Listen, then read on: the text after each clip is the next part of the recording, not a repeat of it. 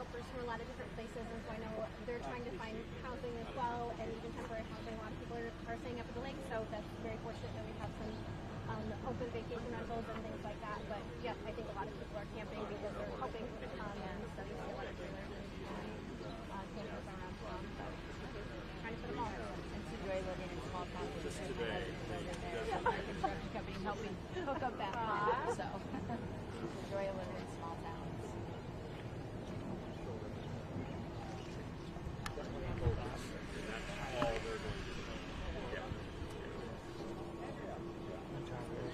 Kevin Robinson, you probably know Kevin.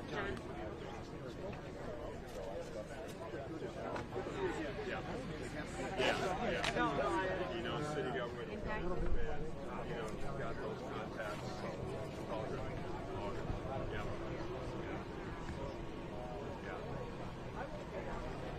Yeah. So, I don't know if there's going to talk to the press here in a minute.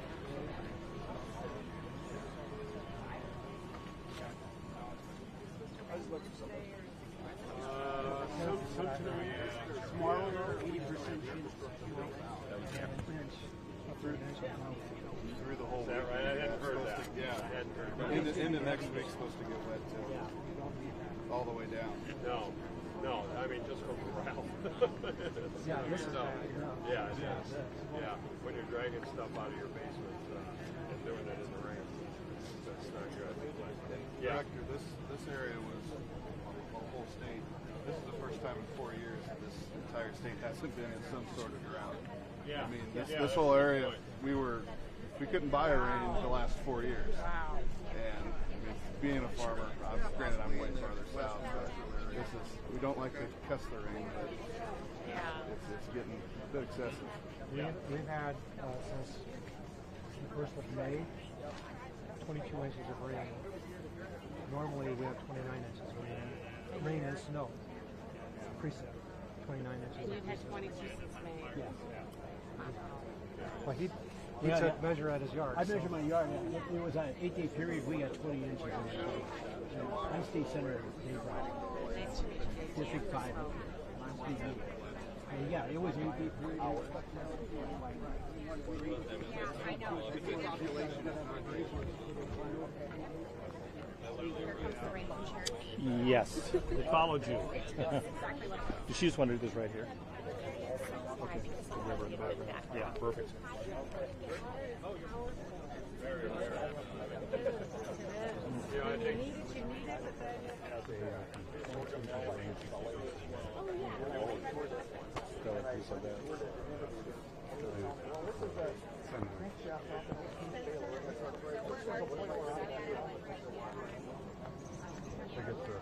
I get 29 inches. That's insane.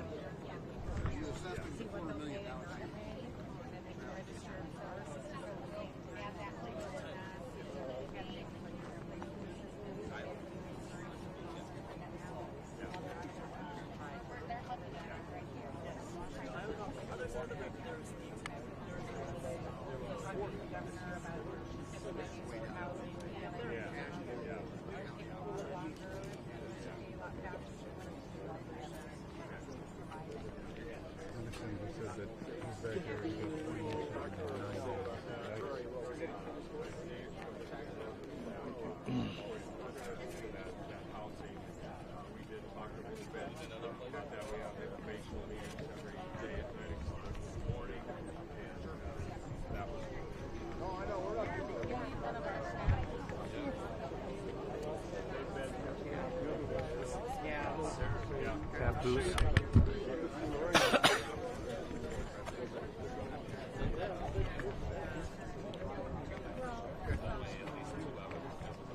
Labor budgets were based on wages to pay people, but now they're all getting time and a half. That's not in the budget. Right.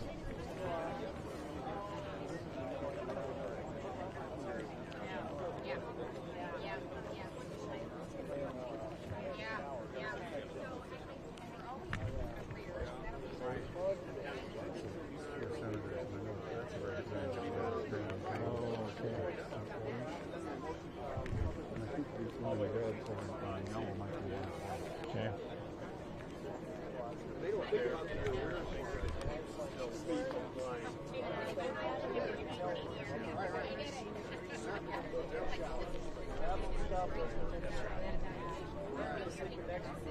don't want to wait to get all the time. Yeah, no matter how time. Yeah, yeah. We'll make sure.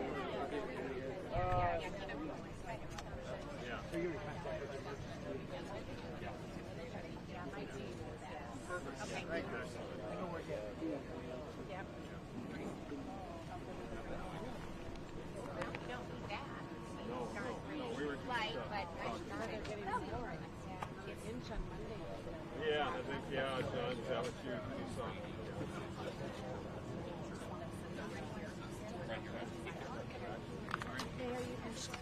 Okay. Being rained on. Yeah, we could get under the tree. That's for you. Were you with me when I I was right. Excuse me? Yeah. Well, Yeah, we're okay. we're okay. I'm We good. we We're can take good. a little Yeah. rain. Yeah. Any other? They're dealing with a lot more. Yeah. Am I out of the way? I'm going to be standing from here, basically. Sure. Okay. You want me to move it or you're good? I mean, I'm not going to tell you now. There you go. No problem. Thank you. All right, Governor. Ready to go. I'll keep my remarks brief, but listen, I just want to say we're back in Northwest Iowa. We're touring, of course, the flood damage that has occurred over the last week. I am so grateful to have with me today Administrator Criswell from FEMA. This is the second time you've been back on the ground with us to just see firsthand the devastation from this unprecedented flooding that just occurred. So we were in contact on Saturday about the scope of this flood to say I would be submitting an expedited presidential disaster declaration.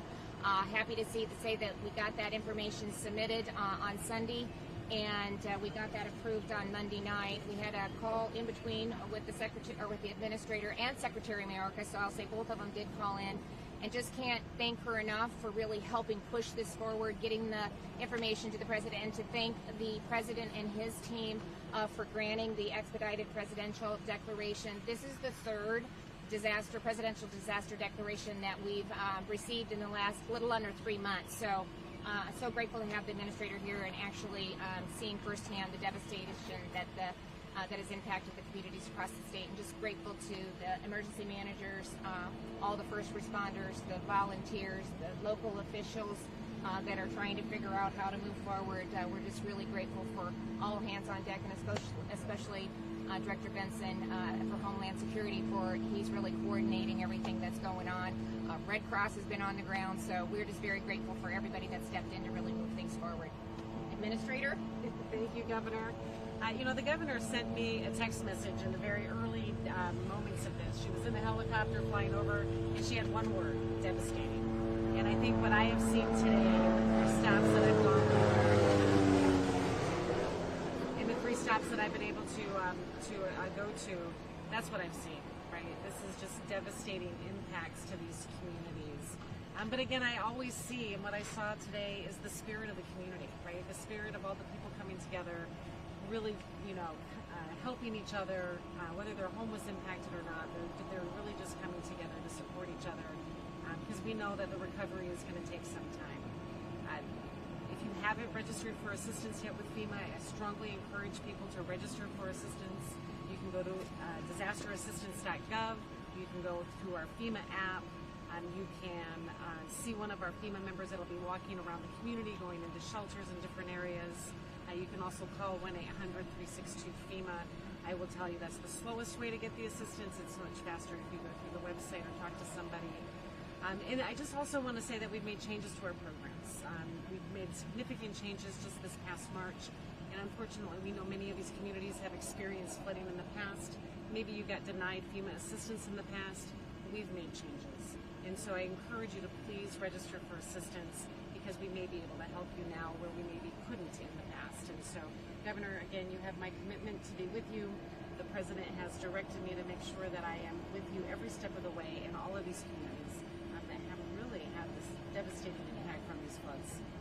Well, Well, thank you. I mean, you've been here, and I can't ask for any more. I mean, I just really, really appreciate that a lot, and just appreciate the communication and the partnership that we've had throughout this process. What words of comfort are you giving folks when you see them in all these towns? Just that this isn't a one and done, that I'm here for the long haul, that I'm not walking away. This is my third time that I've been here already. I was in Minden and Greenfield and Shelby County yesterday. We are going to be on a rotation. We're going to continue. We're working on housing. That is going to be a tremendous need. We need to find some transition housing while we stand up more permanent housing. We're putting a program together right now. I'm hoping to launch that no later than July 15th, so we're working on that. And a whole host of other options. We're really trying to just almost do a scatter shot to see what the community needs and to have a lot of options to present to them. School's going to be starting sooner than it's right around the corner. So we've got schools that have been impacted. We've got to work with FEMA to get some transition schoolrooms for that.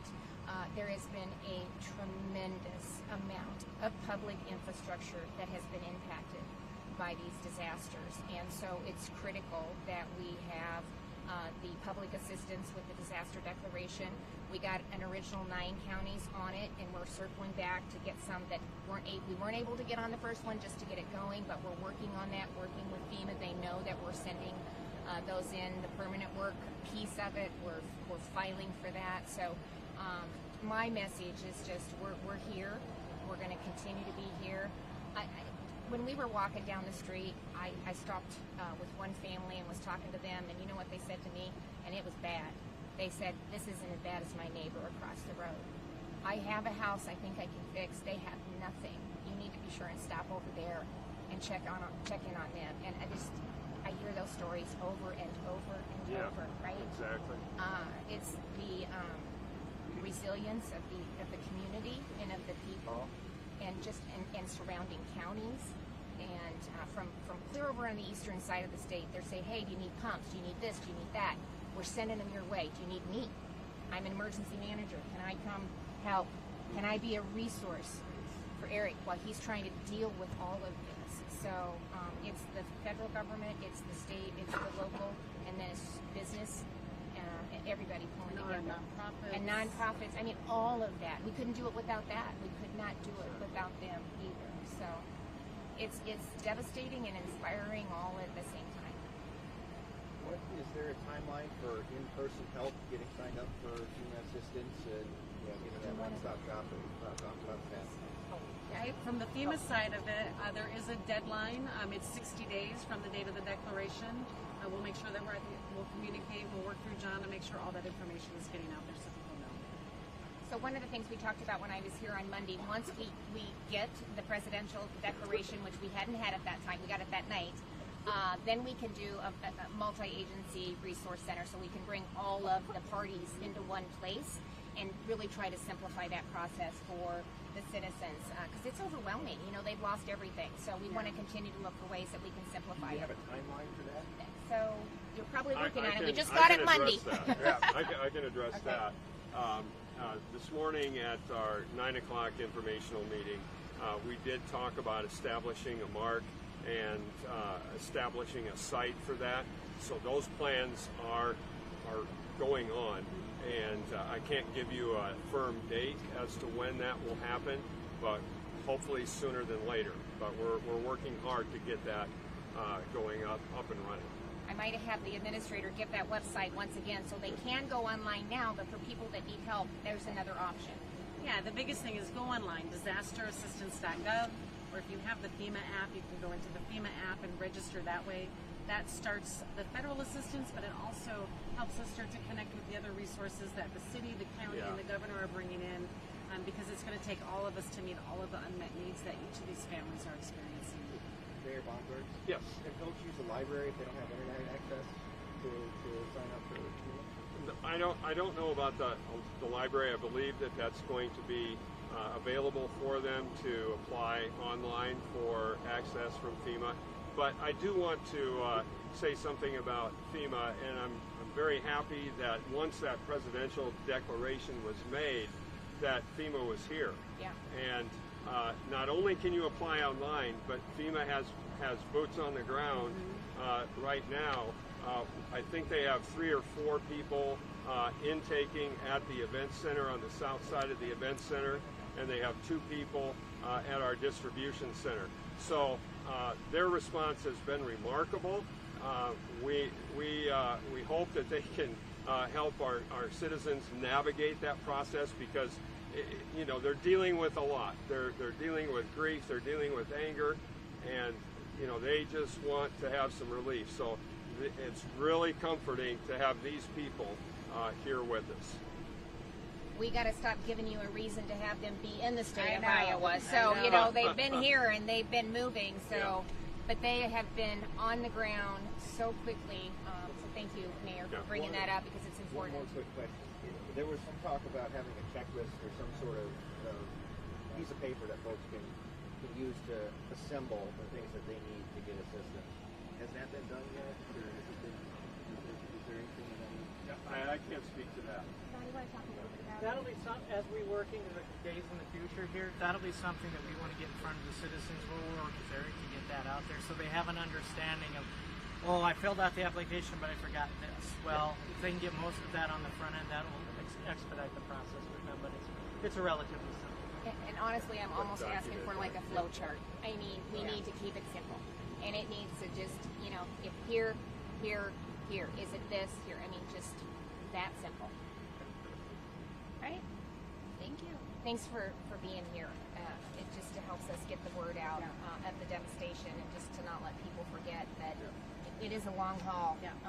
But we'll move into recovery before we know it. Yeah, thank you, Governor, and thank you, Director, for being here.